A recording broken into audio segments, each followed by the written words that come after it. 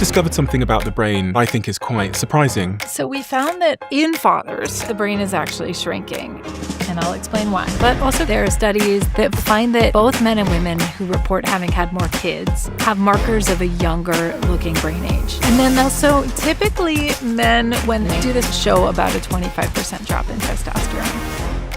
The next studies of single women have found that, if you show them a series of body types, the dad bod is the most popular. And that's proven by science. So if I go out and get a dad bod, you're telling me the science says I'm going to be more attractive. Yeah, go for it. Let's see what my fiance says. The other thing that's worth talking about is, have you done any studies on that? Yes, that is one of the most robust findings in Parenthood research. And my lab found actually that... Wow. So I've always been really interested in families, and becoming a parent is one of the biggest transformations that you can experience. But I'm concerned about the declining birth rate, and I think that we've managed to market it as an undesirable choice. According to the CDC and Pew Research data, the US total fertility rate just hit an all-time recorded low. Yeah, the transition to parenthood can be really challenging. You are sacrificing yourself. It can be very isolating. You're losing your sleep. But becoming a parent, you are benefiting from this sense of connection and purpose. You will rediscover your priorities in a way that will ultimately bring a lot of value. So if all goes well, next year I will be a dad, and I would like you to give me some advice on becoming a father based on all the research that you have. So great fathers are made, not born. There's a lot you can do. I'm going to write it down. Love it. So first... This is super interesting to me. My team give me this report to show me how many of you that watch this show subscribe. And some of you have told us, according to this, that you are unsubscribed from the channel randomly. So favor to ask all of you, please could you check right now if you've hit the subscribe button, if you are a regular viewer of the show and you like what we do here. We're approaching quite a significant landmark on this show in terms of a subscriber number. So if there was one simple free thing that you could do to help us, my team, everyone here, to keep this show free, to keep it improving year over year and week over week, it is just to hit that subscribe button and to double check if you've hit it. Only thing I'll ever ask of you. Do we have a deal? If you do it, I'll tell you what I'll do. I'll make sure every single week, every single month, we fight harder and harder and harder and harder to bring you the guests and conversations that you want to hear. I've stayed true to that promise since the very beginning of the Diary of a CEO, and I will not let you down. Please help us. Really appreciate it. Let's get on with the show.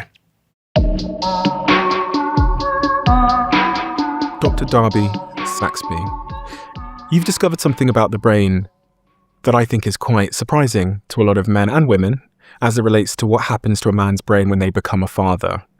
And I've got the report here in front of me, but I have a model brain over there. Could you explain to me what exactly it is that you discovered? Yes. So we found that in fathers, and this is similar to what's been observed in mothers, the brain is actually losing gray matter volume. So it is shrinking. So if I had stronger hands, I could probably squish this brain and make it look tinier. Mm-hmm. But the parts of the brain that are shrinking the most are in what we call the mentalizing network.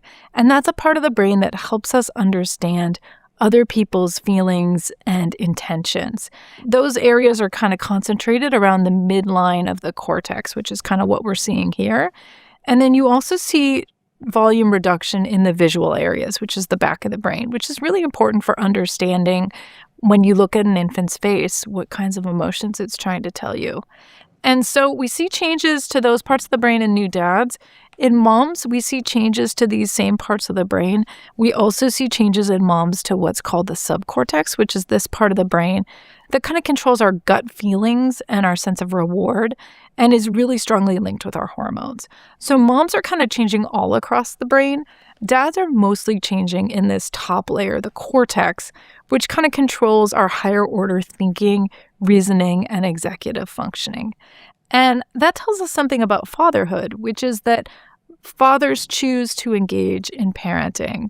It's a sort of cognitively mediated investment that dads are making. What does that mean? So if you think about a mom who's been through 9 months of pregnancy, she is flooded with hormones when her baby is born.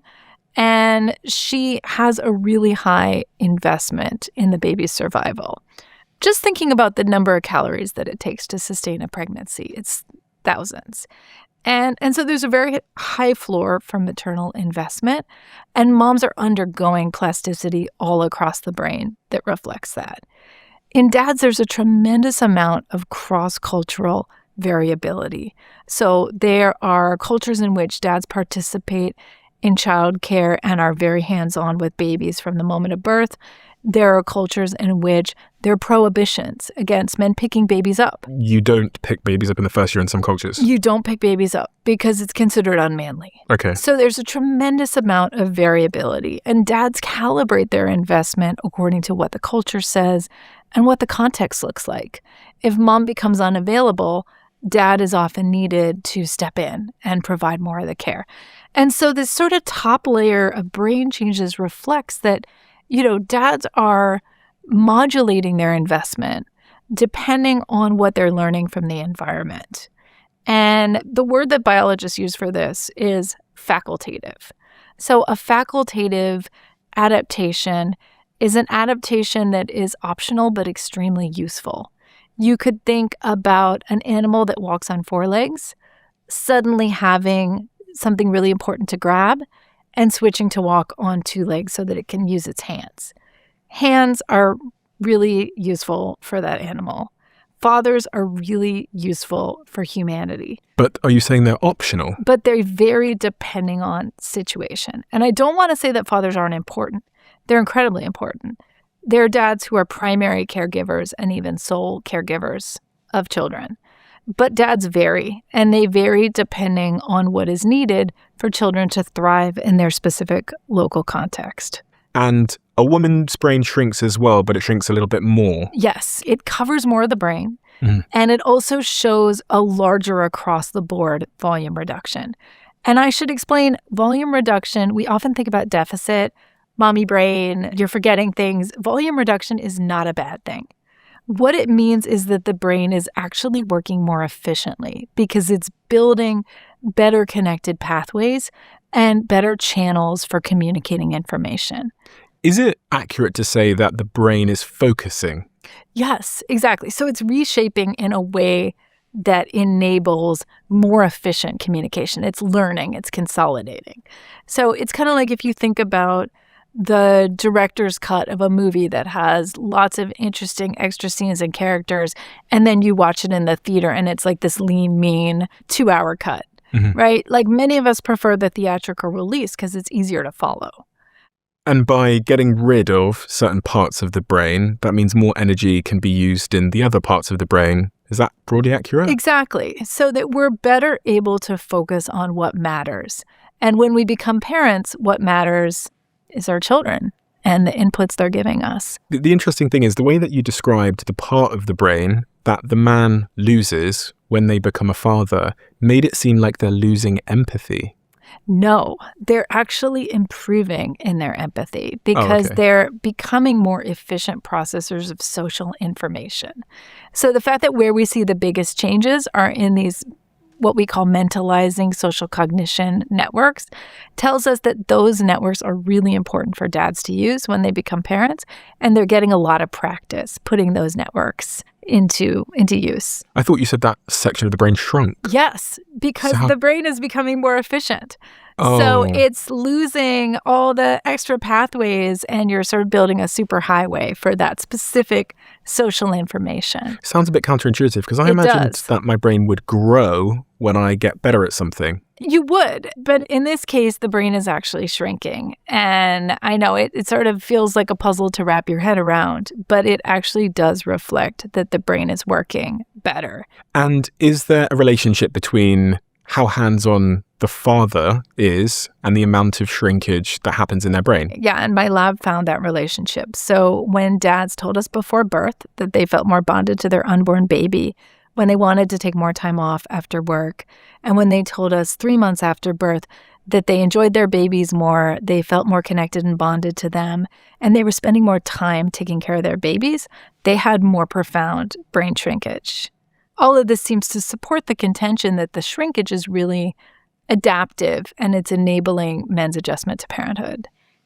Is there any other biological changes that take place when someone becomes a father? So we also see changes to men's hormones. Okay. I talk about this in the book. Men typically show a drop in testosterone. I've got a big thing here. Yeah, let's talk about testosterone. So typically men, when they're hands-on as fathers, show about a 25% drop in testosterone. And some of the best studies of this have been done longitudinally in the Philippines. Before we had longitudinal studies, people said, well, maybe lower testosterone men are just choosing to become fathers. And so looking across time lets us tease that out and see, is there something about fatherhood that's actually changing testosterone? And so when you look across decades, you find that testosterone is typically pretty high before pregnancy happens. And it's adaptive to have high testosterone. You know, testosterone's been studied a lot in birds. It's also been studied in rodents and in other mammals. You want high testosterone at the start of breeding season when it's time to maximize your chances of producing offspring. You want to compete. You want to build status. You want to fight off your rivals. High testosterone is your friend. Once you've accomplished your reproductive goal and you've caused a pregnancy and you want your offspring to survive, you want to be investing and nurturing that new baby. And this is what we saw in the men in the Philippines, that as they were spending more time taking care of kids, they showed a sharper drop. And then you typically see some rebound when the baby is getting older. And again, this is not unique to humans. We see it all over the animal kingdom. So during the pregnancy, some chemical tells my body that I need to make less testosterone, even though the baby's not here yet. Yeah, it might just be your proximity to your pregnant partner. Interesting. Yeah, our lab found expectant dads and expectant moms had correlated levels of testosterone during pregnancy. And the more strong that relationship was, the more dads showed a drop in testosterone after birth. But I want to caveat, because I think a lot of men are really concerned about the idea that testosterone might drop. And I think we have a really strong narrative right now that testosterone sort of like equals successful masculinity. And masculinity is not about a particular hormone. It is about a body that is responsive to our goals and that sets us up to meet the demands of our environment.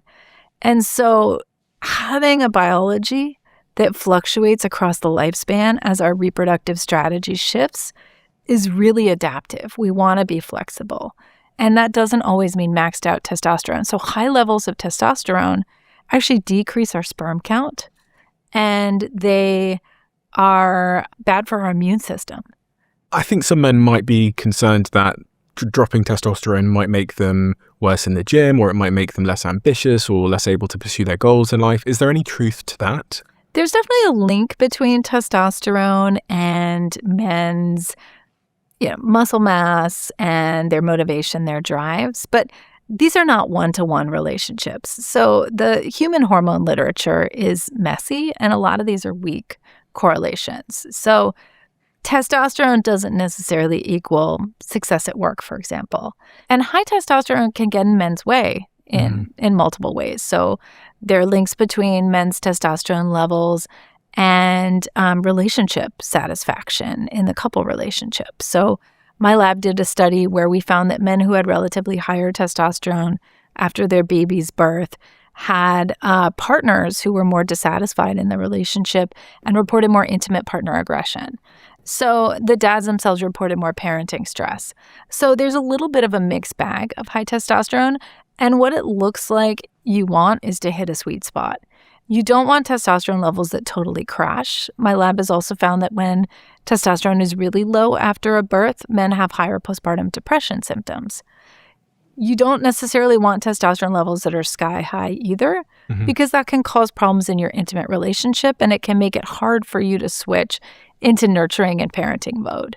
So the men who seemed most successful in our study were men who had mid-range testosterone levels that could be flexible and that could adapt to different life changes. And am I right in thinking that the more time you spend hands-on as a father in those studies that they did on men, the lower your testosterone will go? Yeah. So the longitudinal work in the Philippines found that when men spent more time changing babies, doing hands-on care, sharing a sleeping surface with babies, they had more of a testosterone drop. So the testosterone, the hormones are responsive to the context and to what we're doing.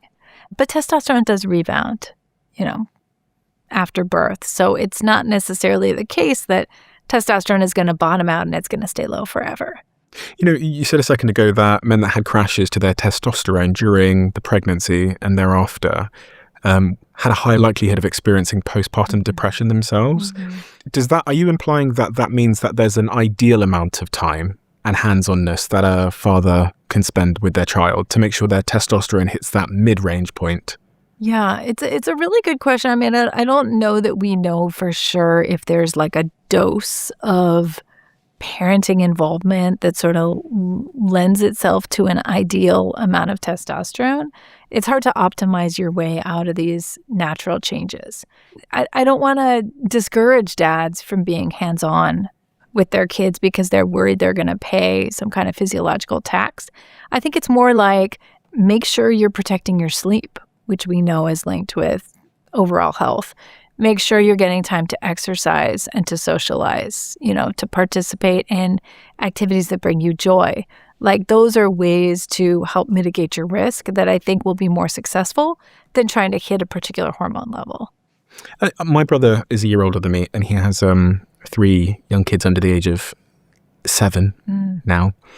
They were actually just here, they've just left. But I noticed a remarkable difference in him when his wife, Julia, got pregnant. What'd you notice? Just a total shift in what he wanted out of life. Yeah. And so before growing up, I remember one day seeing him on the computer figuring out which job would pay the most money. And he was very, very smart. He is very, very smart. And he sort of orientated his career towards the job that would make the most money. And then he was successful. He went to LSE, got the job. And then shortly after graduating university, met someone, they got pregnant unexpectedly. And I watched my brother go from someone who was like really striving for material goals to someone who suddenly placed the material goal immediately after, how do I retire and spend the maximum amount of my time with my kids? Yeah. His kids are number one above all anything else, and it's something I admire a lot about him. But the most remarkable thing as someone that's not gone through that transition, because I've not had kids yet, is just watching how profound the change was in him in terms of his stated goals and ambitions. Yeah. Like, what is this? I'm so glad you said that because that's something I heard from so many of the fathers that I interviewed for the book is that you experience this profound shift in your values and your priorities. And a lot of men, if you survey parents, you say, what are the most meaningful priorities in your life? Men are just as likely as women to say, my kids. And I think fathers increasingly are recognizing that the parenting role is really central to their self-concept. And, we're in a culture where I think it can be hard for men to find a sense of meaning and purpose and connection to other people. Being a parent can give you that sense of meaning and purpose. And so, I think that's a really important framing around, your testosterone level might change or your brain might shrink, like things that maybe sound a little scary and negative, but they're in the service of this larger goal, which is building a more meaningful life. And I think, a message to men and also to women, to moms and to dads, is anything that's worth doing is hard. Being a parent is really hard. You are sacrificing yourself, you're losing your sleep, you are getting extra wrinkles, ask me how I know. But you are benefiting from this sense of connection and purpose that, it sounds like your brother has been totally transformed by. And I think we're, in a lot of ways, like selling young men on this message that you should be optimizing your bank account and your body fat percentage, and you should be out there hustling as much as possible. And I think that can be a little bit of a hollow message because what we keep learning again and again from the longevity studies is that the quality of men's relationships is the best predictor of their well-being in old age. So men with healthy marriages, men who have positive relationships with their kids, those are the men who age well, not necessarily the men who've maxed out on, riches or the perfect body fat score. It's really a remarkable thing because as you look forward into becoming a parent, you often see the sacrifices you'll have to make. You hear about, okay, you're not going to sleep as much as you used to. You'll hear about the anxieties of being a parent and loving something so much more than yourself and all these things. But that sort of profound psychological, biological, hormonal shift, you kind of just have to believe in it. Yeah. People like tell you about it as if it's like almost like a religion. I say that because you have to have faith that the profound upside will be worth the very obvious cost that you see parents, the sacrifices they have to make. Yeah, I think that's exactly right, because I think a lot of the downsides are really visible. Yeah. Like, we've all been on a plane with a crying kid and we've seen the frantic parent trying to calm them down. Mm-hmm. We've all seen a tantrum in the grocery store, right? Like, that stuff is right in your face. But the upsides are sort of invisible. Mm-hmm. Just like the joy of seeing your child's face as they discover something new. Or, getting to snuggle late at night and feeling this sense of closeness that you've never had, right? That like love that's bigger than yourself. Mm-hmm. And I think it's important to speak about the benefits as well as the downsides, because we humans crave connection and, we crave care. And I think becoming a parent is an opportunity to provide care on a scale that's hard to find in other ways.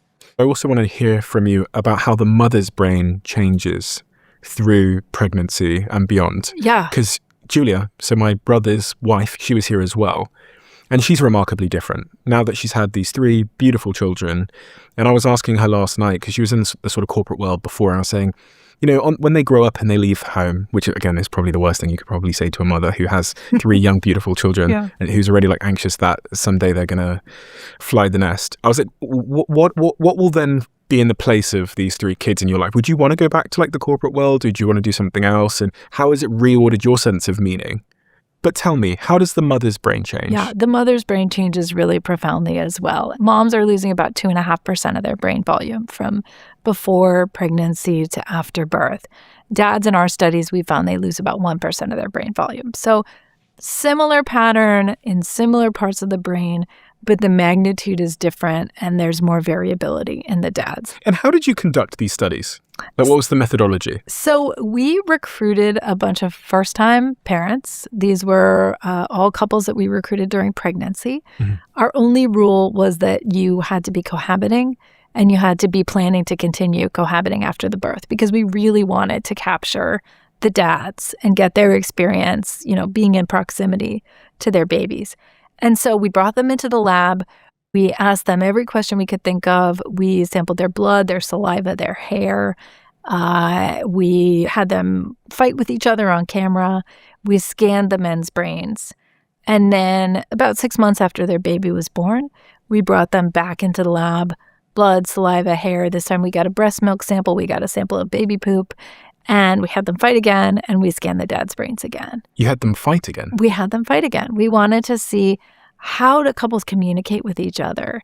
And does that change across the transition to parenthood? And also, what communication styles are going to predict better couple-level adaptation to becoming parents? How did you get them to fight? I need to make sure I don't do that. So we gave them a whole list of different topics. We said, these are topics that couples commonly argue about.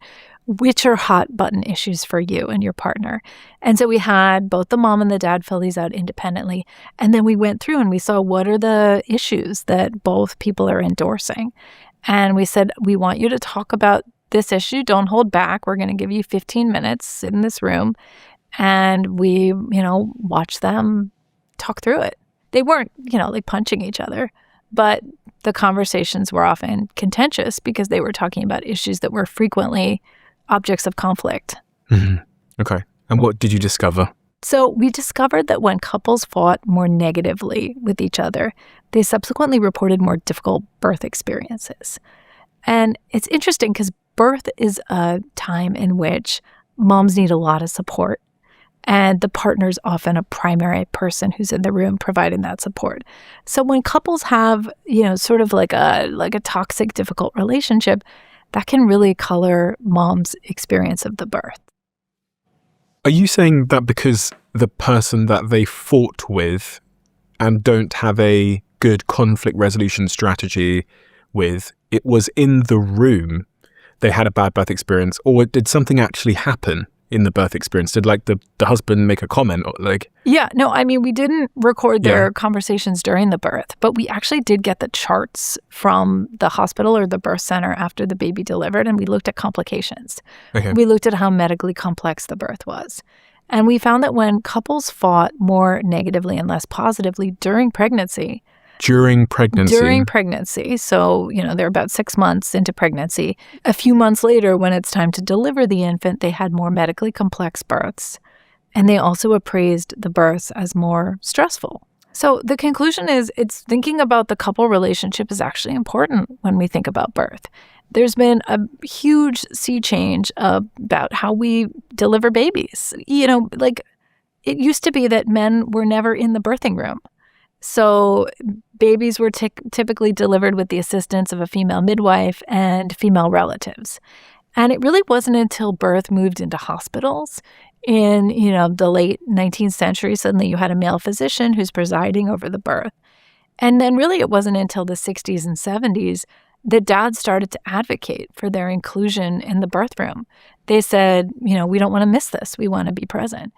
But because historically, dads have really not been part of the birth experience, we haven't necessarily thought about the couple relationship as a place to intervene. Mm-hmm. If we want to make birth go more smoothly, we actually want to be thinking about dad's mental health, and we want to be thinking about couples' relationship functioning, because those things might actually affect mom's psychological experience of birth. So you're saying don't fight during pregnancy? Yeah, or just find more effective ways to fight. You want to figure out ways to calm each other down, validate each other, not necessarily, amp each other up and get into these really negative spirals. I guess I want to push on a point of nuance here because I'm concerned that expectant parents might be looking at each other right now as they listen to this episode. I imagine we've got a lot of expectant parents listening and they're thinking, fuck, we had a fight last week and we got the birth coming up in a couple of months. Yeah. There's nothing wrong with fighting. In fact, I'm a big believer that it's good to air out your concerns and grievances. What we were looking at specifically were negative conflict behaviors. Okay. Things like criticizing, showing contempt, stonewalling, so like refusing to listen to see the other person's perspective. Actually, one of my really smart grad students is working on a project right now where he's looking at like what is kind of like a magic ingredient that helps couples shift from being negative with each other to being positive with each other during these conflict tasks. He's like literally looking at the same task and he's finding the ingredient is validation. So just conveying to your partner, I understand what you're saying. I see where you're coming from. I'm right here with you. I get it.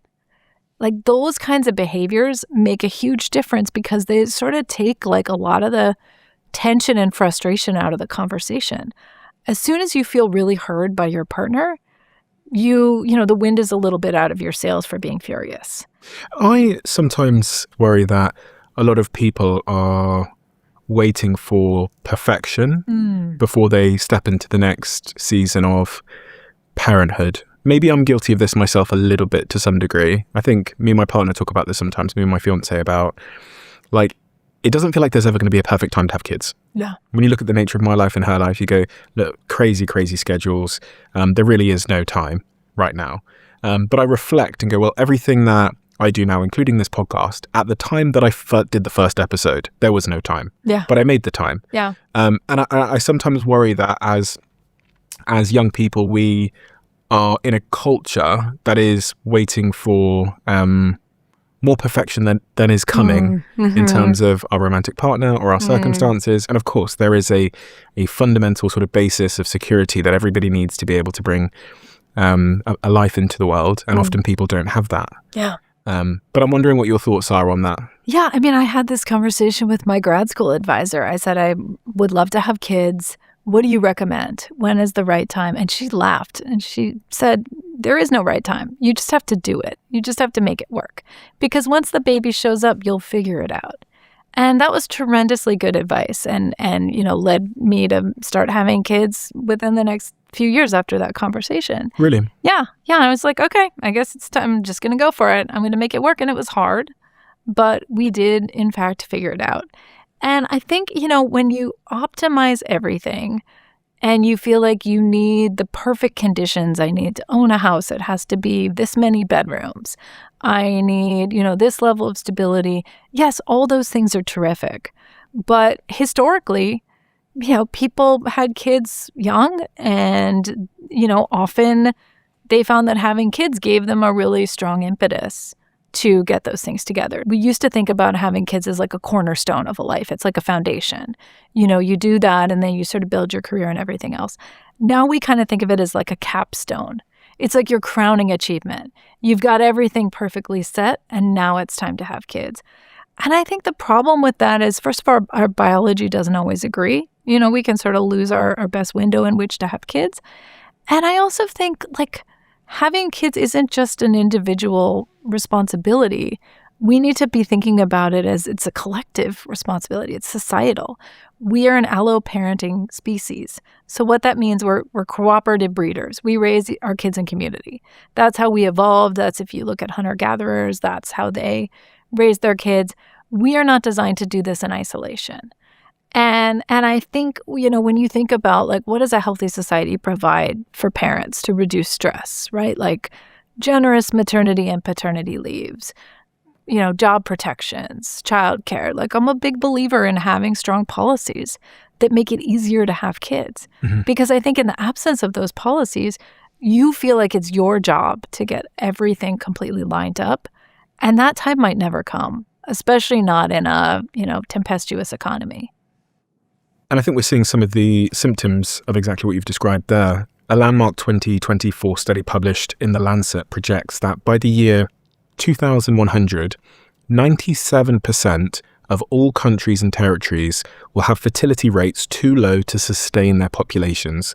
The global fertility rate has plummeted from an average of 5 children per woman in 1950 to just 2.2 today. According to the CDC and Pew Research data, the US total fertility rate just hit an all-time recorded low of 1.6. This is far below the replacement rate of 2.1 children per couple, I guess. Yeah. Required to keep the population stable without immigration. CDC data shows total US birth rates dropped yet again by 1% in 2025, falling to roughly 3.6 million babies, continuing a nearly 2-decade downfall slide since the Great Recession. And lastly, because the fertility rate is crashing in high-income nations but remaining comparatively high in specific low-income regions, it is predicted a massive shift in human demographics will take place, and by 2100, 1 in every 2 children born on the planet will be born in sub-Saharan Africa. It's all quite shocking to hear, isn't it? I think. Well, I mean, it's inconceivable. I thought growing up, everyone was talking about too many people being on the planet. Right. There was this narrative of the population bomb, which was this really popular theory in the 60s that we had too many children. Yeah. And we needed to, adopt contraception, and we needed to prevent too many children from being born. We all took that too literally and maybe overcorrected, because now you have this population drop. And it's concerning because what you don't want is a society with what's called an inverse age curve, which means that you have many more old people than young people. Mm-hmm. Because then you don't have enough caregivers for the older people. You don't have enough people to sustain the economy. You don't have innovators. You don't have, the folks who are sort of building your future. You've depopulated that, and you have a very aging population. And that can create a lot of instability. So I think we need to be thinking about, how do we make parenting easier and more desirable for young people? Because I think that we've managed to market it as an undesirable choice. How do we make it easier and more desirable for young people? So I think part of it is the conversation we're having right now. We're talking about the meaning, the purpose, the benefits that you can get from your relationships with others. I think that we need a cultural reframe around care to raise the value of care. One of the reasons I'm interested in fatherhood is because I think seeing men as talented caregivers kind of unlocks this appreciation we have for the importance of care. Mm-hmm. The shift you described your brother undergoing, where he went from transactional, how can I make the most money, to my kids matter, how can I spend the most time with them? Yeah, I think is a really valuable shift in purpose that, at scale would make societies healthier and more empathetic. So there's like two things I think are worth saying here from my perspective. The first is I think it's important that we express the fact that not everybody can have kids because of, reasons beyond their control. I think the second thing is not everybody wants or should want to have kids, depending on their circumstance. Yeah. And the third thing is that I do feel in my personal circumstances, when I think about what I want from my life, again, this is about me, I do feel tremendously positively jealous of his life. Mm. And it's a strange thing because, he has a couple more grey hairs than me, even though he's only a year older. So, everything in life is a trade-off. But the like deep sense of meaning and purpose that even I experience when those kids are here, like they were at my house for the last couple of weeks. And it's everything seems, incomparable in terms of like meaning to these beautiful children. Yeah, they're just endlessly curious and fascinating. And, there's very little you can get from scrolling on a screen that to me is as fulfilling as what you can get from watching a baby learn something. It used to be that working for yourself was a massive, massive risk, but that world has completely changed. If you've got a business idea that you can't stop thinking about, I think you owe it to yourself to at least try and make it happen. And that is where our show sponsor, Shopify, comes in. Their smart platform includes everything you need to start selling and get that idea off the ground. They have this drag and drop editor, they have this AI sidekick and helps you, they have analytics, and you don't need to be an expert to get going. Shopify's best-in-class checkout makes sure that you're getting paid from day one. It helps more of your customers finish their purchase because their checkout is so efficient, and it saves their info for next time. Personalized checkouts like that equal more conversion, equal a faster growing business. Nothing kills that early enthusiasm you have for a new idea than that first initial step to get going being difficult, complicated, or expensive. And you need to save as much time and money so that you can focus all of it on growing your actual business. And that's what Shopify gives you. Head over to shopify.com/Bartlett and you can start your free trial right now.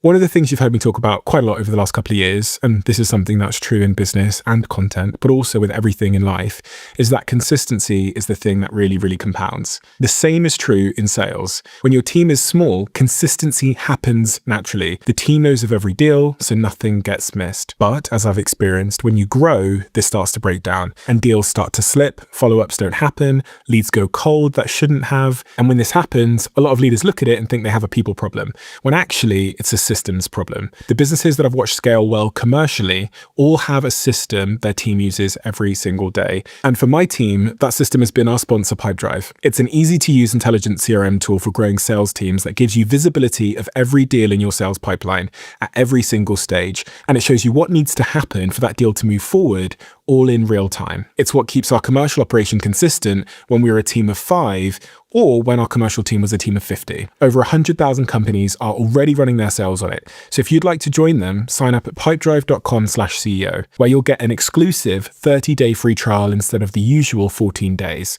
And there's no credit card needed at all. Head to pipedrive.com/CEO. Am I right in thinking that parents have different brains as it relates to the brain being protected?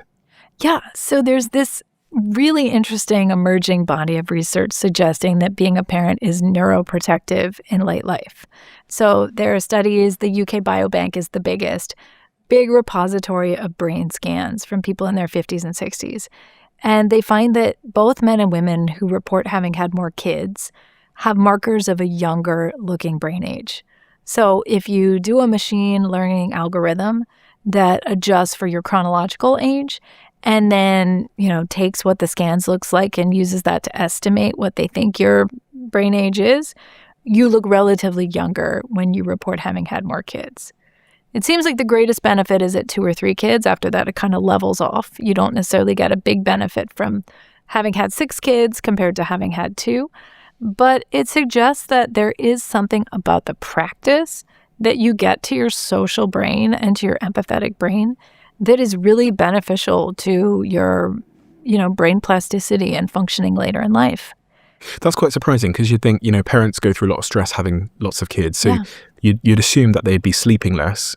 You'd assume that would be bad for the brain. but you're telling me there's evidence that it's actually protective to be a parent of 2 or 3 kids. Yeah, I think it's healthy to think about the short-term cost and then the long-term benefit. Okay. So, like there are plenty of studies that have found that moment to moment, parents of young kids say that they're less happy. Mm-hmm. They're more tired, they're more stressed, they have more going on. We've talked about the, brain changes, hormone changes.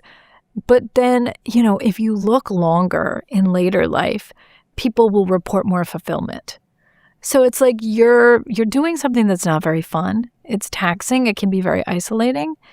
And yet you're kind of reaping this longer term benefit in terms of the power of those relationships and that sense of connection with other people, that social integration.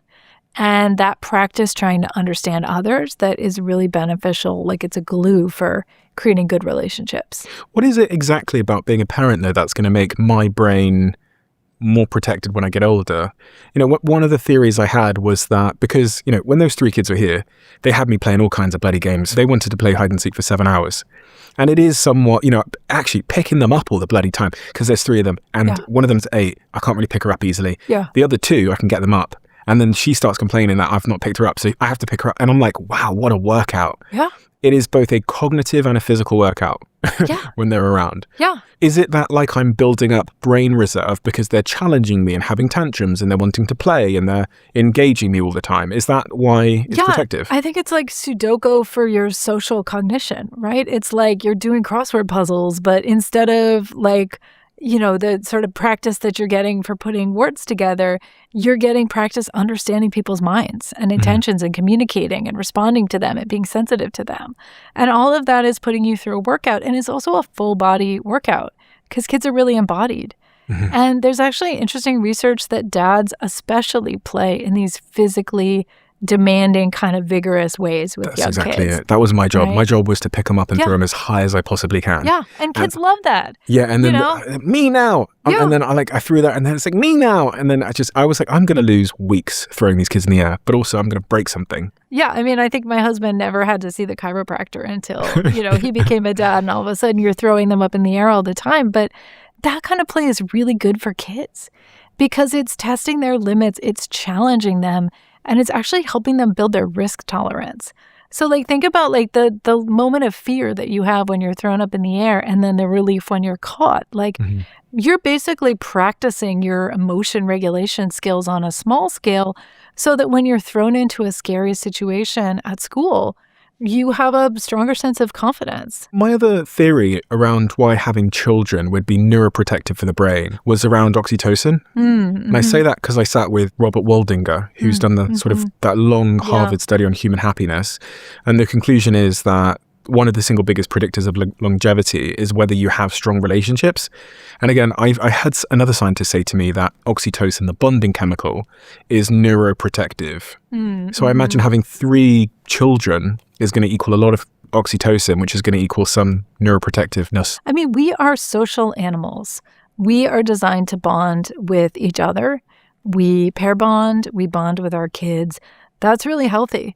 I love Waldinger's studies. I cite those in the book when I talk about, if you really want to think about what creates longevity and well-being late in life, look at your relationships. And, I feel like he shows that really well with this 80-year study that he's been doing.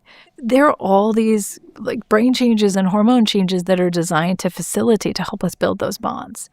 And that's a lot of what is sort of going off in early parenthood is like, we are sort of reorganizing to become more sensitive, more attentive caregivers. It's not like, some people are just destined to be great parents and some people aren't.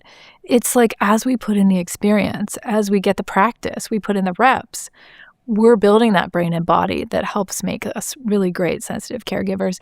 And then that I think can transfer over to our other relationships too. If you've learned how to calm a kid down from a tantrum, you are probably going to be a very effective manager at work. If you have, negotiated with 3 kids who all want to pick you up at different times, you're probably going to be a better problem solver in your couple relationship. Like those are just skills that you're building that can cross domains. I was just looking at some of the research on this, and it says that research shows that oxytocin actively downregulates harmful pro-inflammatory cytokines in the brain. It acts on the brain's immune cells, making toxic inflammatory responses lower. And studies on aging mice demonstrated that long-term oxytocin treatment concurrently enhanced the brain's plasticity, which directly improved learning and made them better with memory as they aged. And in terms of Alzheimer's, in animal models of Alzheimer's, oxytocin has been shown to reduce the toxicity of amyloid beta plaques, the toxic protein clumps that are the hallmark of Alzheimer's disease, which is fascinating. And that's the chemical that is produced from bonding. Yeah, that's a pair bonding chemical. It's an affiliative neuropeptide. So it sort of helps us shore up our social bonds. Touch is really important, isn't it? Yeah. It's such an important thing. Yeah, my lab found actually that when dads engaged in more physical touch, that there's a type of touch that's called proprioceptive touch, which is exactly what you were just describing, like picking babies up, moving them around, playing with them like in space. It's that sort of like vigorous touch that we often associate with fathers. When dads did more of that, they subsequently had higher oxytocin levels when we did a blood draw in our lab. And that's been found in some other labs as well.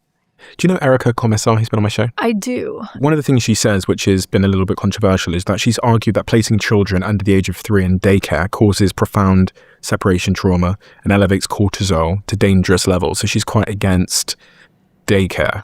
So I politely disagree. Both my kids went to daycare where they thrived. And I am a big believer in this idea of alloparenting, which is this idea that we collectively raise kids. We are designed to help each other out and share care. And so the model of single parent, single child, isolated in a suburban home is a very weird model in the context of human history.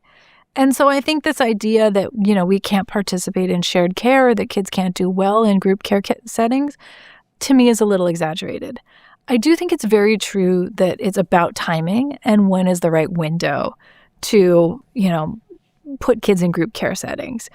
It's ideally when kids can benefit from some social interaction, which is usually a little older in toddlerhood. So, 18 months and beyond. Very young babies often do better when they have a single caregiver. They have a more stable attachment figure that they can bond with. But babies can form really strong attachments with their dads, with a caregiver. It doesn't necessarily have to be the case that mom is the only person that needs to be present for every moment of an infant's life, because I think that model is not terribly sustainable for parents. And parenting stress is really bad for kids. And this goes back to the birth rate conversation. I think we need to be thinking about parenting in ways that are sustainable, that allow us to get help. And we also, if we really think that we don't want kids in a lot of early childcare, we need to support that with universal paid parental leave, which is not available for most parents in the United States. So a lot of moms are coming up against a reality that doesn't fit with what some of the parenting gurus are telling them is the only way to raise their kids. And I think that creates a lot of anxiety. If you think about the early phases of a child coming into the world, like year 1, year 2, year 3, is there any differences in when either parent plays a different type of role? There's a little bit of difference, and it sort of depends on, what the parent styles are and what the kid's situation is. But there's a chapter in my book where I talked with Richard Reeves, who's done a lot of great work on masculinity and manhood. And he says he thinks dads should be able to get paternity leave up to their kid's 18th birthday. Because a lot of the time, dads find that their sort of best relationship with their kid happens later in childhood, even in adolescence. He talked about taking his kids on trips, teaching his sons how to drive. And so I think dads can kind of come in at different points along a kid's development and provide a lot of value. I think early in infancy, if mom is breastfeeding, it's important for the baby to get that sort of regular access to milk. Of course, moms can pump, dads can do feeding, but it is often a source of challenge for couples when a baby's first born and dads feel like mom has a really big biological head start. She has had the pregnancy, she's been able to build a bond with the child. Breastfeeding is like this magical formula that she can give the baby to help soothe. And so I think a lot of dads struggle to find their place in early parenthood in the first year or two, because they're like, what am I supposed to do? it takes a little while for dads to kind of come online as parents. Dads need, I think, some space and opportunity to figure things out. And you often get into this dynamic where mom is kind of the default parent in the early years and dads are waiting for their instructions. When you've gone out on the book tour and you've spoken to both fathers and mothers, what is the central point of contention that you discover? It's funny. I was just at a friend's book club meeting and it was a mix of couples. It was moms and dads. And the thing that they all got into was this concept of maternal gatekeeping and sort of male malingering, which is this double-edged kind of sword. And so maternal gatekeeping, it's a somewhat controversial term, but it just refers to anytime a mom consciously or unconsciously sort of puts up a roadblock to dads fully participating in parenting. And it could be as simple as the baby's fussy and crying, and mom says, hand him to me. I know what to do. But over time, that kind of spiral into a pattern of mom becomes the authority figure. Dad is seen as the bumbling, hapless kind of appendage. And dads ultimately feel like their contributions aren't valued or, mom doesn't really want them to have a lot of independent time. Maybe it's because mom doesn't trust the dad, right? Which is an area where I think having communication and making sure there's trust before the birth is really important. But, the flip side of maternal gatekeeping is what's called weaponized incompetence or husbandly malingering, which is when, dad, who's a totally competent, let's say, project manager at work who can handle lots of different spreadsheets and a whole workflow, suddenly doesn't know what to put in the diaper bag. Or, when we were at the book club meeting, one of the moms was saying their baby was a couple days old, there was a giant diaper blowout, and she had gone out for a 10-minute walk, and her husband called to be like, what do I do? She's like, I've been a parent for exactly 2 days. That's exactly as long as you. I have no idea. You got to figure it out. He's like, but the poop's on the wall. She's like, I'm sorry. You can use the wipes. That same husband, she told me later, was in charge of packing lunches. And at a certain point, he said, do you give the kids anything but chicken nuggets? She said, well, there's fruit. You can cut up some avocado, throw stuff in. So I think that is sort of when dads act like they just have no idea and it's mom's job to solve the problem. Mm-hmm. And so I think a lot of moms are sort of frustrated with what they see as that dynamic happening. At the same time, I've talked to a lot of dads who said, I would love to have done more, but my wife insisted on organizing everything, scheduling everything, telling me what to do. I never felt like I got an opportunity to fully step up. So I think that's an area where couples really need to iron some of this out even before the baby comes. Mm-hmm. Who's going to do what? And how are we going to balance it in a way that we both get some ownership, we both have some opportunity, and we can trust each other? Talking about that parents often report is that post-pregnancy, there is a change in their relationship and intimacy. Have you done any studies on that? Yes, and that is one of the most robust findings in transition to parenthood research is that there is a drop in couple relationship satisfaction, often around the birth of a new baby. And it's not surprising. You take two people who are having fun together, you sleep deprive them, you give them a lot of extra responsibility, and then a baby who's crying and demanding that, they get out of bed at multiple times during the night. So you often get a lot of conflict around who's going to do what, who's more connected to the baby. And I think it's one of those things where forewarned is forearmed. If couples know that this is going to be a risky time for their relationship, they can do more to shore up their communication before a baby's born. Have you ever quantified how different the relationship is on the other side of giving birth? We have definitely given lots of different couple relationship questionnaires, and we've measured them, and we've looked at that dip, and we've seen that there is, in fact, a statistically significant drop in relationship quality. And sex life. And sex life. Yeah, because of course, right? You've got an extra person in your bed a lot of the time or near your bed. Mm-hmm. And if you have delivered the baby vaginally, there's also a lot of stuff that's sore and might need to get stitched up, and even more so if it was a C-section birth. And does that at some point go back to pre-birth levels in terms of relationship satisfaction? Yeah, so there is a lot of variability in couples' relationship trajectories. So there are some couples for whom relationship quality continues to dip, and often the relationship dissolves. There are also couples who report they have a better quality relationship after having parented together. Mm-hmm. There's a richer relationship. Like, I feel that with my husband. Like, I appreciate him so much because I've seen him negotiate with terrorists in the form of our young children. So, I think, like, how well couples fare is going to diverge sort of depending on how well they can kind of muscle through some of those early years. Earlier on, you said that men experience postpartum depression after the birth of their child sometimes. And that's quite a unconventional thing to hear. When we think about postpartum depression, typically it's in the context of what the woman is experiencing. Yeah. So it's quite interesting to hear that that is a big issue for men as well. So technically, postpartum depression just means depression that occurs after the birth of a baby. That's what postpartum means. So that term, postpartum, doesn't necessarily mean that, it's the person that's delivered the baby. It just means this is the time period after birth. And there's some evidence that dads' prevalence rate for depression, so in new dads, it's about twice that of the general population. So if you look at non-fathering men, they have about half the risk of depression as new dads. So there's a big uptick in depression risk. That doesn't mean that every new dad is depressed. And new dads have lower depression rates than new moms, just to be clear. But it's also not a competition. It's not a zero-sum game. And I think there can be a lot of consternation, understandably, from moms who feel like we have fought for the term postpartum depression to be widely recognized by the medical community. We've advocated for this. Now that we've succeeded, men are sort of trying to take it over.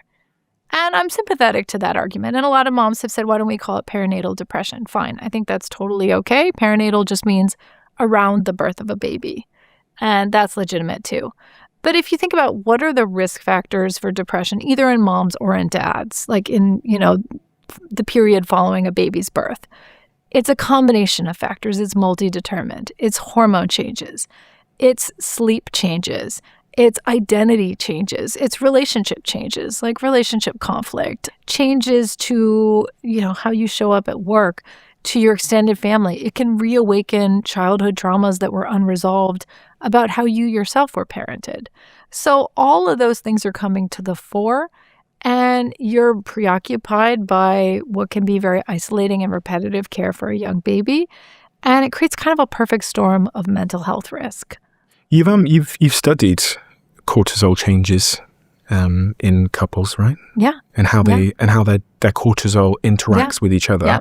Is there a biological divorce predictor in terms of a specific way a couple's cortisol syncs up or clashes in that sort of first year of parenting that tells you if their marriage is going to fail before they realize it themselves? Yeah. So I have looked at cortisol interconnection in my lab between couples. So how cortisol levels become correlated over time.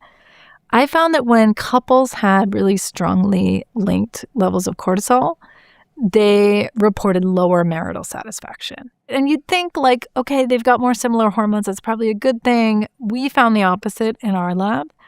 And I think it's because you don't actually want to be contagious to other people's stress. When one person is really stressed, it's helpful to have a partner who can modulate that, who can calm you down. So you don't necessarily want to be exacerbating, like amplifying the stress state. Interesting. This is fascinating. There are some other labs that have found that, especially in a transition to parenthood context, more synchrony in cortisol can actually be a good thing if you're looking from prenatal to postpartum.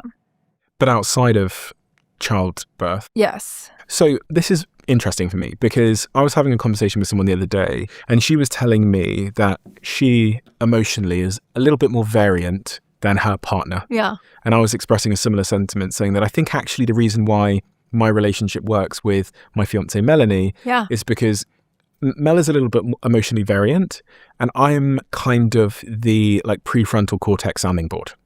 That kind of brings us back down. Yeah. Yeah. So her emotional variance is super useful because she's almost like a threat detector, right? In every regard. So if our relationship is drifting a little bit, or if we're disconnected, she'll know first.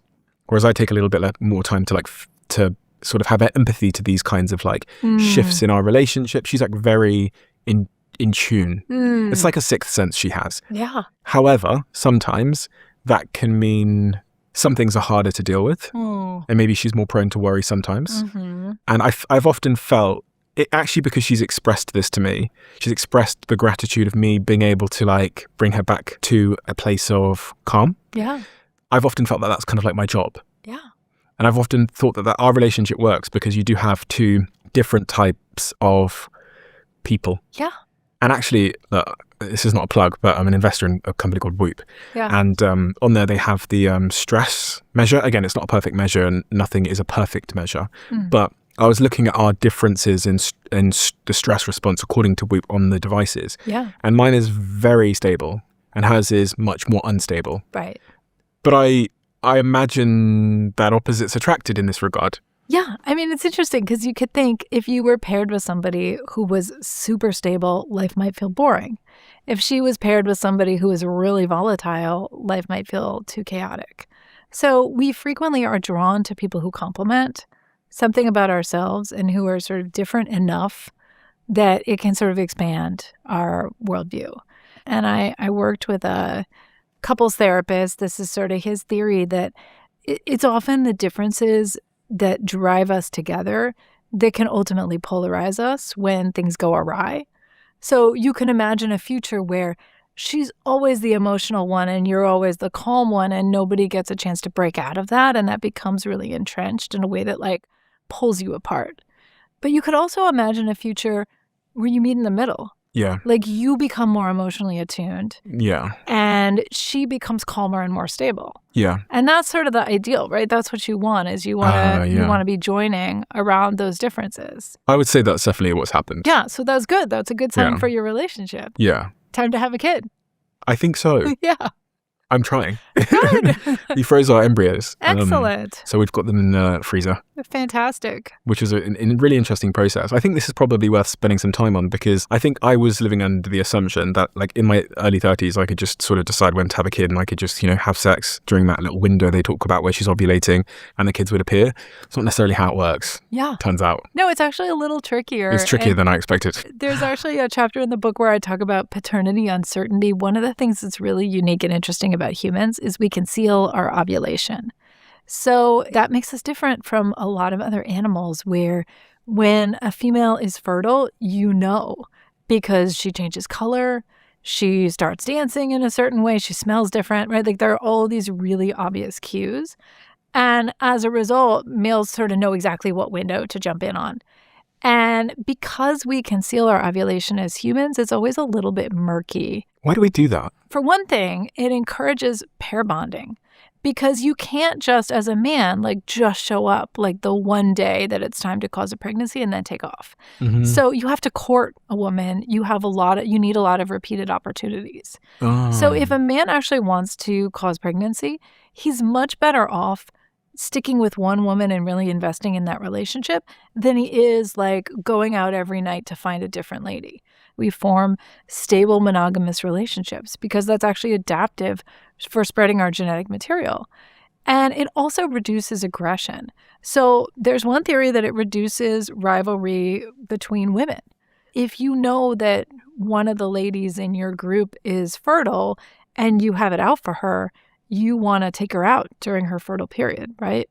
So concealing ovulation actually reduces that rivalry, that aggression. Okay. It also makes everybody a little bit more invested in babies because no man knows exactly who's caused which pregnancies. And as a result, everybody has a little bit of an altruistic stake in the future of our children. I'm not sure if this is an area of research you've covered, and maybe I'm asking for a friend here. Yeah. Do you know what increases the probability of conceiving a child? Because I think about this a lot in terms of stress and feeling comfortable and all these kinds of things. Like I'm often thinking about like, don't argue with her, keep her safe, make her feel really secure. Yeah. I mean, I think those are all good instincts. Is there research on this? There is research on reducing stress for sure, right? Like we know that stress makes it harder to conceive. Of course, the last thing you want to tell someone who's struggling to conceive is reduce stress because that's so invalidating because you're like, I'm stressed about how hard it is to conceive. Like, don't, telling somebody be less stressed is frequently not that helpful. But I think your intuition is right that you probably want to make the environment calmer and safer. And, you can optimize nutrition. There's a lot you can do, but there's also a lot that is, not up to you. And sometimes more intervention is needed. What advice would you have for new fathers? This is kind of like one of the themes of my book. Great fathers are made, not born. You might feel like you don't have the qualities to become an amazing dad, but it's really about your time, your investment, the practice that you get, and the extent that you care that is going to shape you. It's going to build a brain and it's going to build a body that will make you a tuned-in parent. Give yourself grace. Like, the transition to parenthood can be really challenging, but you can become an expert in your own child. And there is a reward there. You will find enrichment. You will find meaning. You will rediscover your priorities in a way that will ultimately bring a lot of value. Whenever I talk to new founders, they all carry the same belief that the biggest threat to their small business is having a bad product. It's not. The biggest threat they face is hiring the wrong person for their small team, because bad hires put the handbrake on growth and rapidly infect company culture. And I get it. When you're starting out, you need A players to grow your company, but you don't have 40 spare hours to spend sifting through interviews. So you hire fast to fill the seat, but this ends up costing you even more in the long term. What any small business actually needs is a reliable and efficient way to find the right talent without stalling momentum. That's where our long-term sponsor, LinkedIn and LinkedIn Hiring Pro, can help you. It streamlines the entire hiring process, from drafting a job description to shortlisting candidates and conducting AI-powered interviews for initial screenings. Nearly 60% of hirers who've used this tool have found a candidate to interview within a week. Hire right the first time around and get started by posting your first job for free at linkedin.com/DOAC. That's linkedin.com/DOAC. And terms and conditions apply. There should be a button just down below here. And if it says subscribed, you're already subscribed. If it says subscriber, that means you're not yet. And if you're not subscribed, please could you do us a favor and hit that button? It helps the show more than you know. And according to the algorithm, you're someone that watches our show, but you haven't yet hit that button. Thank you so much. Well, you've done so many studies. Yeah, probably too many. What is it? What are the studies that we haven't talked about that are most formative or surprising for you? We did a study where we looked at couples' plans for how they wanted to divide up baby care. Yeah. So we gave them this questionnaire that we called a who does what, where they were given 10 common baby care tasks, like changing diapers, feeding a bottle, and they indicated on a slider how much mom was going to do and how much dad was going to do. And then we brought them back into the lab about 6 months after birth. We had them do the same scale. And it was really interesting because couples weren't actually great predictors of how much dad was going to do.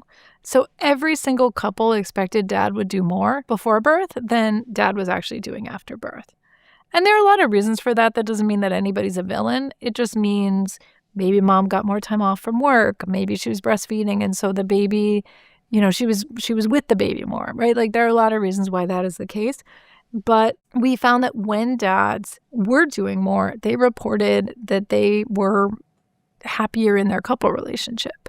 But one thing we looked at actually was how moms and dads talked about how they wanted to divvy up baby care.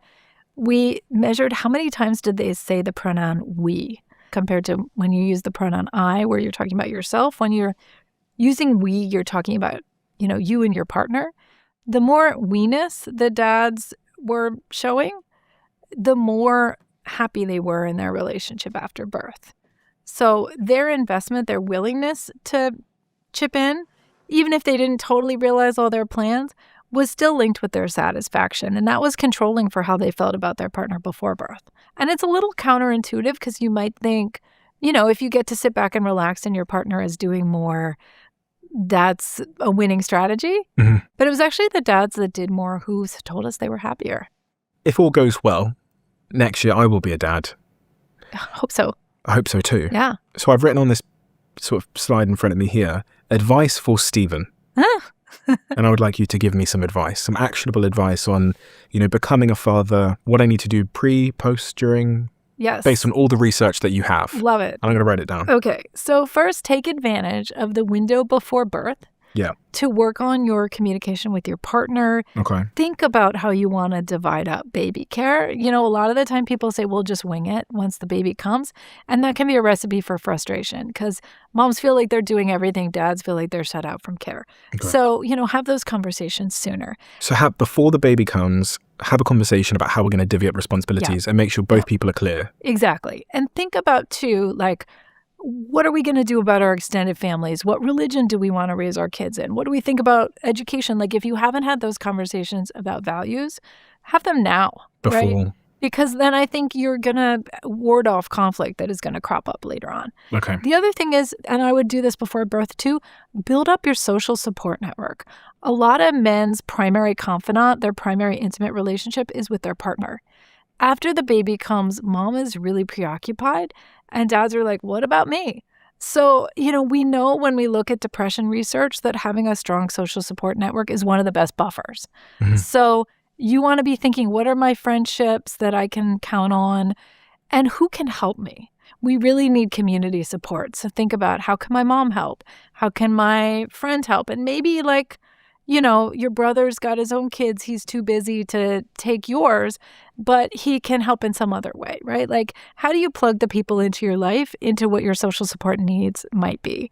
I think a lot of people would cite this as being one of the reasons why they haven't had kids yet. Now more so than ever, we don't live in communities. Yes. Now more so than ever, we are lonely, isolated, living in 4 small white walls in a city where we can barely pay our rent and we're struggling enough to take care of ourselves. Yeah. Our parents often live far away now because we're living in such a globalized world. So feeling like you don't have the support around you to give birth when you're like scraping through in a job, it doesn't make a lot of logical sense as to why people won't choose to have children. Yeah, it's a huge problem. And I think a lot of parents really struggle with feeling lonely and isolated. And so when I say, you know, like, take the time before birth to build up your social support network, that doesn't just mean with your existing friendships and family, right? Like, sometimes we end up far away from those people. It also means build community with other expectant parents, with your neighbors, right? Like, we thrive when we build community. One nice thing about becoming a parent is there are a lot of mechanisms for doing that. Mm-hmm. There are many more for moms than there are for dads. So when I became a mom, I could go to breastfeeding support group. I could go to baby wearing support group. I could go, like, walk around the park with the Silver Lake Moms Club. Like, I had all these things to plug into. Dads did not have as many of those organic kind of community building structures available. So, you know, take advantage of the ones that are there. I just talked to these guys that founded the Daddy Stroller Social Club. They've got chapters all over the country. They just meet up and they go for stroller walks with their kids. And it's like an amazing way for dads to connect with each other. So build that as much as you can. So okay, that's number 2. What did we say? So build your friends, work on your couple relationship, think about how you want to balance things out. When the baby does come, first of all, protect your sleep. That's really hard. Everyone says sleep when the baby sleeps. Your sleep is going to be totally scrambled.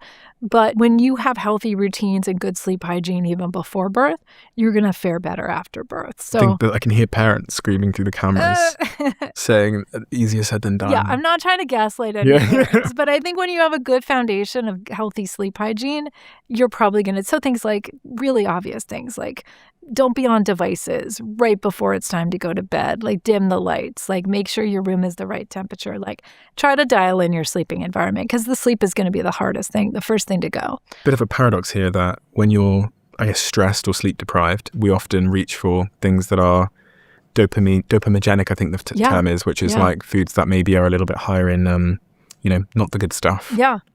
And there's almost a paradox there. Yeah, it's a total vicious cycle for sure. And I would say, like, think about becoming a parent like you're preparing to run a marathon. Not to the point that you become totally neurotic about it, but think about being healthy, having things that are going to prepare your body for this big shakeup that you're going to undergo. And then once the baby comes, like, take any opportunity to bond. Like, I think a lot of men feel like I'm going to avoid as many diapers as possible. Changing diapers seems gross, but it's also a chance to make eye contact with your baby and, like, really get to know them in a different way. So, jump into those baby care opportunities, like find your own style and, make sure, like, the more windows you have to bond, the better you're going to feel like you know your baby and the more confident you're going to be. And then I would say give yourself grace. Like, know that this is hard, know that it's temporary, and know that you are, you're sacrificing in the short term for a lot of long-term benefit. One of the things that might be a little bit absent from this list is an effort towards holding my relationship together with my fiance. Also important. I mean, that's part of what you want to do before the baby's born, right? You want to be shoring up the communication and having those hard conversations. Like the date night thing, Yeah. Date night's probably going to be the first thing out the window. Yeah, that is a thing that goes out the window. But you know what? One nice thing about newborns is they'll sleep pretty much anywhere. So, when our babies were little, my husband and I would just put the baby in a car seat and go eat at a nice restaurant. It was the last time we got to do that for a few years, because once they start walking around, they're much less portable. So take advantage of some of the early baby stuff that you can do to travel and to make sure that you get out. That advice was all advice for me. Yeah. For Stephen. Yeah. Would there be any different advice if my fiance was sat here and you were advising her? Oh, that would be fun. Yeah. Yeah. I mean, I would say that sort of giving yourself grace thing would go double, right? Sure. It's know that Stephen is going through a lot, and then you need to know that she's going through a lot. Her whole sense of self is gonna be in upheaval because we go through this thing, it's called matrescence. There's also patrescence, which is just the idea that becoming a parent kind of changes your priorities. It changes your sense of who you are. So she's going to go through a lot of transformation, as you will. And so sort of hanging in with each other during that period of transformation is really fundamental. Sometimes couples can grow apart, or dads are jealous that the baby's getting all the attention. He feels left out. Moms are frustrated that dad isn't doing more to help. All of those things can lead to conflict. And you can know that those are going to be hot spots for conflict and try to talk your way through them even ahead of birth. Darby, what's the most important thing we haven't talked about that we should have talked about as it relates to your work? For all the people that are listening now that have gotten this far in the conversation. Yeah. Let's see. We didn't talk about Dad Bod. Dad Bod? That's a fun topic. Okay. Something we frequently joke about. We think about Homer Simpson. But it's been found across both animal and human studies that males tend to gain weight when they become fathers. Is that just the cortisol and the lack of sleep? So it's a mix of all the hormones. It's prolactin is a hormone we haven't talked much about, but that is rising. Sleep deprivation, changes in physical activity, changes in our diet, right? Because of stress and some of the dietary choices that we're making. I joke in the book, my husband and I basically ate peanut butter pretzels from Trader Joe's every day that our kids were babies. So, a lot of stuff is happening all at once. It's kind of a perfect storm. And yet, there's evidence even from animal models that you see weight changes around the transition to fatherhood. These ones here. Yeah. These are the tamarin monkeys. So there was a study that looked at tamarin monkeys that were expecting offspring. And it fed them a standardized diet, and it compared them to tamarin monkeys who didn't have partners that were expecting offspring. And they found that the expectant dads actually gained more weight, even though they were eating the same diet as the comparison monkeys who weren't about to have a baby. And so there were these body changes that happened even before birth in the male monkeys. Why would that be?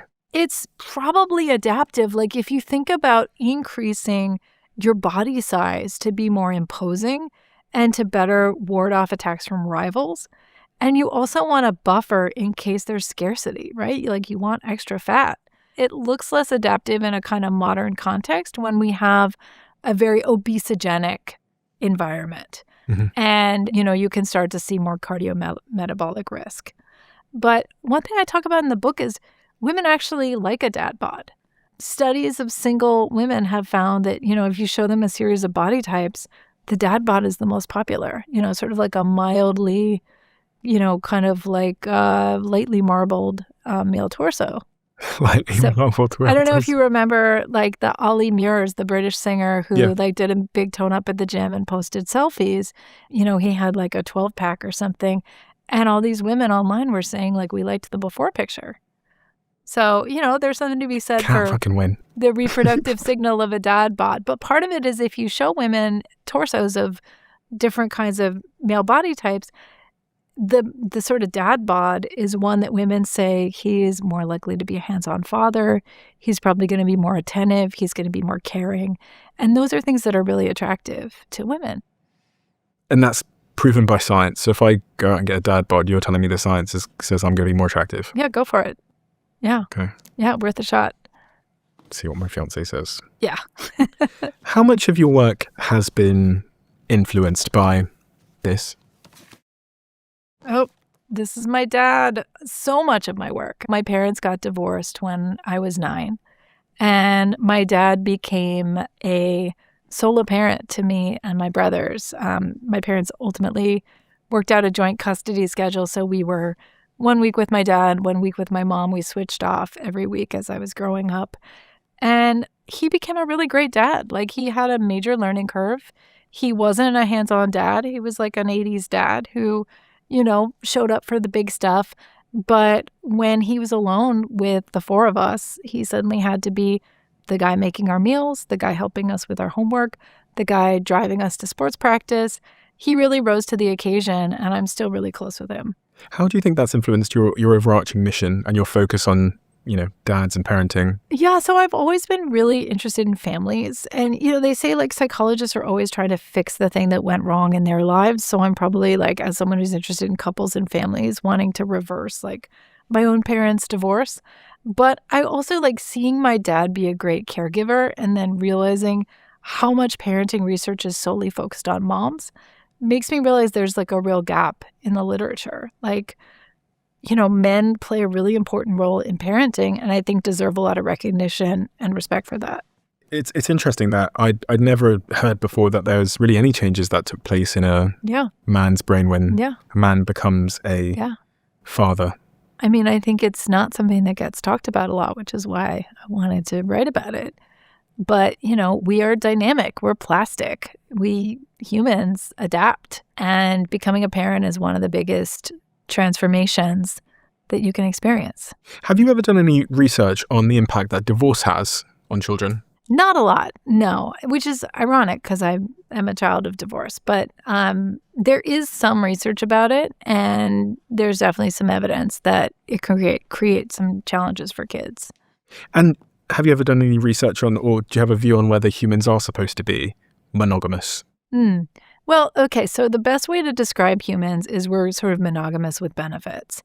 And, you can see that if you look at the difference in our body size. So, like, male humans are a little bit bigger than female humans, but they're not, like, twice as big. Mm-hmm. So, like, male gorillas are way bigger than female gorillas. There's, like, a huge size differential. And, that says that, like, the male gorilla model is one of, like, harem dominance. Right? Fully monogamous animals are exactly the same size. Like prairie vole males and females are almost exactly the same size as each other. They have like no size differential. So that's like real pair bonding. Mm-hmm. So we're sort of like somewhere in between. There are a lot of societies with different models. You have polygamy, which is one man with lots of women. You have polyandry, which is more rare. That's one woman with lots of men. Only a few societies that have that model. But monogamy is actually the most common across lots of different cultures and societies. And I think it brings us some benefits, in part because of the concealed ovulation piece that helps motivate men to be more invested in a single partner, but also because it generally is good for kids. What are you concerned about? I mean, our future as a planet.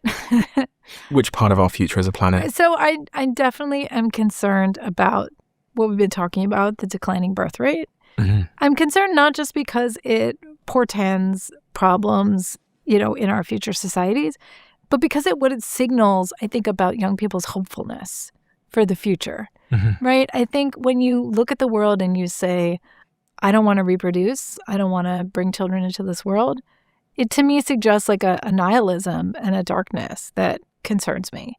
Like marriage rates are dropping, like young men and young women seem to be on different paths. Part of that is like we're in these algorithmic echo chambers where the kind of content that we're absorbing is really different. So you see increasing political polarization, not just in the US, but in other countries too. It's like there's more adversarial kind of interaction. And I don't think that's good. Going back to the idea that having a healthy late life is about building strong relationships and that's a good predictor of our longevity. I want us to be in a world where we see ourselves as being on the same team as each other. Are you hopeful? Yeah, I'm super hopeful. I'm a very optimistic person. What would have to happen for that to be the case? I'm hopeful. I have teenagers. I'm hopeful for them. I think they're going to take over, and hopefully they'll be wiser than my generation has been. That's them with my husband. That's from a few years ago. I was going to say, this. Yeah. Your boy's a bit older now, right? Yeah, he's 14 now. 14, okay. Yeah. Dr. Darby Saxbe, PhD. Yep, that's me. We have a closing tradition on this podcast where the last guest leaves a question to the next guest, not knowing who they're leaving it for. Ooh. Question left for you is, people are increasingly distrustful and lonely. If you could flip a switch and make one systemic change to turn the tide, what would it be? Oh, to make people more socially connected. Well, I think building a better policy environment around parenting. So I'm a big advocate for parental leave to protect time and space to bond. I think that would be a really positive change for a lot of parents in the U.S. who don't get access to leave. What as a Brit, I've moved over here, and we're hiring a big workforce here in Los Angeles, New York, and around the United States. But hearing about the parental leave policies here is like mind-blowing. Yeah. What is the current parental leave policy in the United States? Yeah, so we are a huge outlier compared to the rest of the world, right? So we do not have a universal paid leave policy for parents that's at the federal level. There are some different policies at the state level, so every state has slightly different policies. But frequently, what's most available to parents is unpaid disability leave that's provided by the state. It's not available to every parent. If you're a shift worker, if you're a gig worker, if you're at Walmart, you probably don't have access to that paid leave. And as a result, a lot of new moms in the U.S. are back to work within a couple of weeks of birth, which I think is totally bonkers when you think about what does it take to build a healthy society. The baseline federal protection is the Family and Medical Leave Act. It guarantees up to 12 weeks of unpaid leave. Your employer must also maintain your group health insurance during this time. So they don't pay you. Yeah. And that's a big problem because it's expensive. And really expensive. To raise kids. It's so surprising that they haven't passed a law in this direction because it's not a partisan dispute. No, that's what's so surprising is that it's one of the best polling issues. It's bipartisan, right? Both Republicans and Democrats say they support leave. I think it's something like 80% of Americans are in favor of it. Yet we haven't found the political will to make it happen. Well, maybe we need a woman in office. Well said. Or just a man with... Or just an empathetic man. Yeah. Let's get hands-on dads to rise to power, and moms. Thank you so much for writing this book, because you're shining a light on so many issues that have been mystified through, I guess, pop culture in a way, but you're bringing to light the reality that men are both important in the raising of children, but also you're doing it through a lens of storytelling, through adjacencies in different animals, and through science in such a rigorous way. And I think it starts a conversation about the upsides of being a parent. And those are, as we said, they're less obvious than the pain of being a parent. Yeah. And I think the more we can sort of rebalance that equation, the more likely we are to raise a healthy generation of kids. And again, I do pause a lot because I realize I've got friends close to me that both either don't want to have kids for whatever reasons or just can't have kids. Yeah. So there's often the sort of stigma can go both ways in some regard. But I'm someone that wants to have kids, and it was fascinating learning about your work, and it was helps me to prepare for what I hope will be the most fulfilling journey of my life. So Dr. Darby Saxbe, thank you so much for your work. If everyone wants to go get your book, I have two versions here. I have the UK version and I have the US version. I'm going to hold both of them up here, and I'll link it below for anyone that wants to have a read. Absolutely fascinating. And the great thing about your work is you do the sort of first-party research yourself. And you're at the very forefront of what we know about what it is to have a dad brain, but also more broadly about couples, how they interact, and where they can sometimes go wrong. Thank you. Thank you so much for having me. This was a delight. It's been a pleasure. YouTube have this new crazy algorithm where they know exactly what video you would like to watch next based on AI and all of your viewing behavior. And the algorithm says that this video is the perfect video for you. It's different for everybody looking right now. Check this video out, and I bet you might love it.